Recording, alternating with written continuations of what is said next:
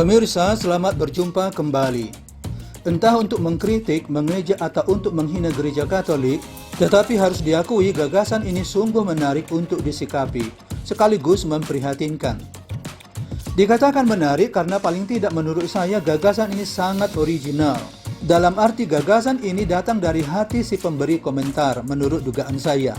Sebaliknya dikatakan memprihatinkan karena lagi-lagi paling tidak menurut saya bertentangan dengan imannya sendiri jika si pemberi gagasan ini adalah seorang Protestan. Lalu gagasan apakah itu?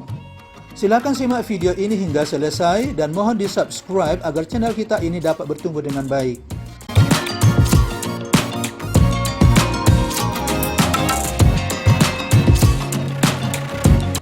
Pemirsa, baru-baru ini secara kebetulan saya membaca sebuah komen di kolom komentar sebuah kanal YouTube yang membahas tentang Martin Luther.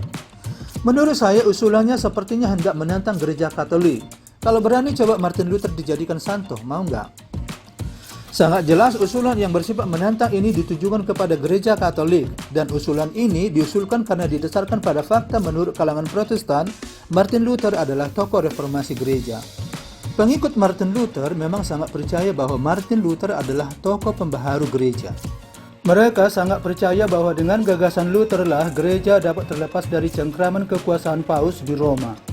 Dalam konteks ini saya tidak akan membahas Martin Luther secara spesifik, akan tetapi saya lebih menyikapi gagasan si pemberi komentar ini dari dua sisi, yakni dari sisi kemenarikan gagasan ini dan dari sisi keprihatinan terhadap gagasan ini.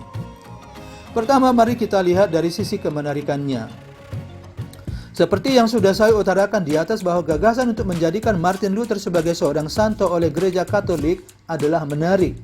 Karena gagasan ini memang sangat original dari si pemberi komentar. Paling tidak menurut saya, belum pernah ada orang Protestan memberi usulan seperti ini. Namun ada dua pertanyaan yang perlu diajukan guna menyikapi usulan ini. Pertama, dapatkah gereja Katolik memberi status orang kudus atau santo kepada seseorang yang bukan Katolik, meskipun orang tersebut dianggap memiliki banyak jasa dalam pengembangan gereja? Saya tidak tahu pasti apakah secara prinsip jawabannya adalah tidak. Tapi dalam prakteknya pernah terjadi. Pada tahun 1867, gereja Katolik Roma memberi status orang kudus atau santo dan martir kepada seorang uskup agung dari Ukraina. Namanya adalah Yosafat Kuntsevich, yang kemudian lebih dikenal sebagai Santo Yosafat dari Ukraina. Dia adalah orang pertama dari gereja timur yang diberi gelar santo dan martir oleh gereja barat. Namun kasusnya adalah Yosafat meninggal terbunuh dalam usahanya menyatukan gereja timur dengan gereja barat, sehingga Vatikan memandang perlu memberi gelar orang kudus kepadanya. Bagaimana dengan Martin Luther? Martin Luther tadinya adalah seorang pastor dalam pangkuan gereja Katolik Roma, tetapi karena pembangkangannya dia diekskomunikasi dari gereja Katolik Roma. Pertanyaan kedua adalah apa jasa Martin Luther dalam mengembangkan gereja sehingga dia harus diberi gelar santo? Memang benar, kaum Protestan sangat memuliakan Martin Luther karena jasanya melakukan pembaharuan gereja. Menurut mereka, berkat Martin Luther lah sehingga gereja dapat maju pesat terutama dalam hal kewenangan individu untuk membuat tafsiran terhadap Alkitab. Namun sepengetahuan saya, gereja Katolik Roma tidak memandang Martin Luther sebagai tokoh yang hebat yang telah memajukan gereja. Justru sebaliknya. Dengan 99 dalil yang diajukannya, Martin Luther dianggap sebagai pembangkang. Tidak hanya sebagai pembangkang, tetapi juga sebagai heretik. Ajaran Luther yang kemudian terangkum dalam 3 sola dianggap tidak berdasar dan tidak sesuai dengan Alkitab. Meskipun pengikut-pengikutnya hingga saat ini mati-matian membela bahwa prinsip sola yang diajarkan Luther adalah ajaran yang benar. Yang lebih menjadikan lagi adalah prinsip sola yang diajukan Luther telah memberi kebebasan kepada setiap individu untuk membuat tafsiran Alkitab semaunya. Dan inilah yang memicu semakin terpecahnya berkeping-keping gereja Protestan ke dalam ribuan, bahkan puluhan ribu denominasi tanpa dapat dikendalikan oleh siapapun. Beranjak dari argumen ini, maka saya pikir Martin Luther sangat tidak layak diberi gelar santo atau orang kudus. Berikutnya mari kita lihat dari sisi keprihatinannya. Saya menggunakan istilah prihatin di sini karena saya merasa kaget dan sedih bagaimana seorang Protestan dapat memberi usulan agar Martin Luther diberi gelar orang kudus. Dari aspek ini ada dua pertanyaan yang timbul dalam benak saya. Pertama, apakah pemberi komentar ini tidak paham apa yang dimaksud dengan orang kudus atau santo? Dalam hal ini saya harus mengandaikan bahwa si pemberi komentar ini tidak memahami apa arti santo. Mungkin bagi dia gelar santo hanya sekadar gelar penghargaan bagi seseorang yang dianggap berjasa. Pertanyaan kedua adalah, apakah si pemberi komentar ini tidak memahami imannya sendiri?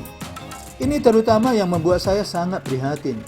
Soalnya, selama ini kaum Protestan sering menuduh umat Katolik tidak mengerti ajaran Yesus, tidak pernah membaca Alkitab. Katolik adalah penyembah berhala, dan berbagai stigma negatif lainnya. Yang lebih dahsyat lagi adalah tuduhan bahwa umat Katolik adalah umat yang bodoh-bodoh. Kok mau dibodoh-bodohi para pastor yang notabene menurut mereka adalah manusia biasa? Dapat dibayangkan jika Martin Luther dijadikan sebagai seorang santo, maka menurut saya runtuhlah semua ajaran Protestan. Setahu saya, gereja Protestan mengimani bahwa orang yang sudah meninggal jika beriman kepada Yesus, tentu saja termasuk Martin Luther yang sudah meninggal ini, pertama-tama otomatis masuk surga karena iman mereka lah yang menyelamatkan mereka. Berbeda dengan ajaran Katolik bahwa untuk memperoleh keselamatan tidak cukup hanya beriman, tetapi juga harus melakukan perbuatan baik seturut kehendak Allah.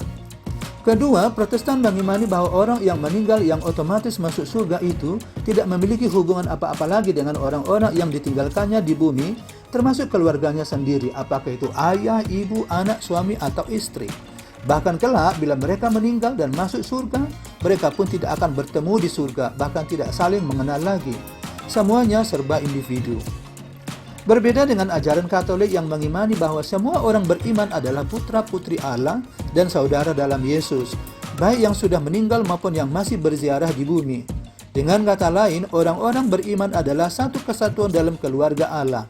Oleh sebab itu, mereka, baik yang sudah di surga maupun yang masih di bumi, dapat saling mendoakan, karena saling mengenal. Dan orang-orang yang sudah ditetapkan gereja sebagai orang kudus atau santo dapat dimohon jasanya untuk mendoakan kita yang masih ada di bumi ini. Jadi, bagaimana kalau Martin Luther dijadikan sebagai orang kudus atau santo? Apakah ini tidak bertentangan dengan keyakinan Protestan?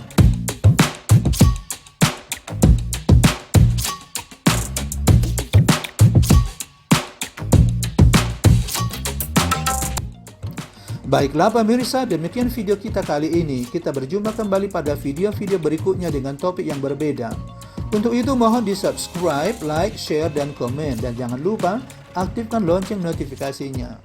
Thank you very much, goodbye and take care.